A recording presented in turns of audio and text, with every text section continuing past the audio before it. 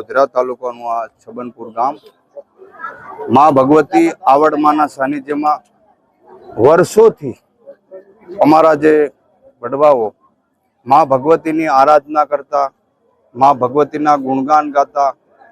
આજ પણ અમે એ જ પ્રમાણે માં ભગવતીના ગુણગાન ગાઈએ છીએ, આયુની આરાધના કરીએ છીએ। અમારી બહેનો, દીકરીઓ, માતાઓ બધા અહીંયા માના સાનિધ્યમાં 9 દિવસ માટે માં ભગવતીના ગરબા રમીએ છીએ, ગાઈએ છીએ। અમારા યુવાનો પણ બધા માં ભગવતીના સાનિધ્યમાં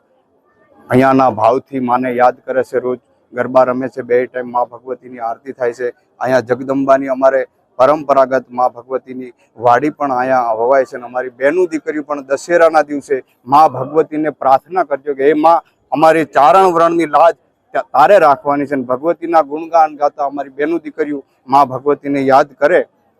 કે માડી તારી લીલી રે વાડીને લીલા ને હડા, માડી લીલા રે રાખે ચારણ કુળના નેહરે હરધારની મોય ભાકર રે માર્યો રે માતે બજારમાં, લીલી રે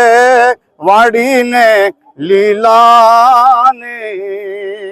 સડા। જે ટીમલી અને નાચ ગાન ગુજરાન કરી અને નવરાત્રી રમી રહ્યા છે ત્યારે અમારા ગામ છબનપુરમાં વર્ષોથી અમારા વડવાઓથી જે ચાલી આવતી પરંપરા દાંડિયા રાસ અને ચારણી સાહિત્ય અને ચારણી જે વેશભૂષા છે એવી રીતે અમારી બહેનો દીકરીઓ રમી રહી છે। આજની યુવા પેઢી ને અમે વર્ષોથી જે અમારા બાપ દાદા રમી ગયા અને યુવાનો અને 5 વર્ષના છોકરાથી માંડી 50 વર્ષના હોય એ અમે બધા અહીં રમી શકીએ છીએ અને ગામના શેરીમાં જ બધા ગરબા રમી શકીએ। અમે બહાર કે બીજે જતા જ નથી અને ગામમાં અહીંયા જ ઉત્સાહનો માહોલ છે અને માતાજીના નવરતા અમે અહીં ગામમાં જ ઉજવીએ છીએ। આ અમારું ગોધરા તાલુકાનું પોપટપુરા છબનપુર ગામ છે, જ્યાં વર્ષો જૂની પરંપરા મુજબ લગભગ ઓછામાં ઓછા 100 વર્ષ ઉપરાંતથી અમારા વડીલોએ જે કંઈ અમને સંસ્કાર આપ્યા ને જે કંઈ ગરબા રમવાનું અમને શીખવ્યું હતું એ જ પ્રમાણે વર્ષો જૂની અમારી પરંપરા મુજબ અમે આ દાંડિયા રાસ છોકરાઓ લે છે અને અહીંયા અમારા આવડમાનું મંદિર છે,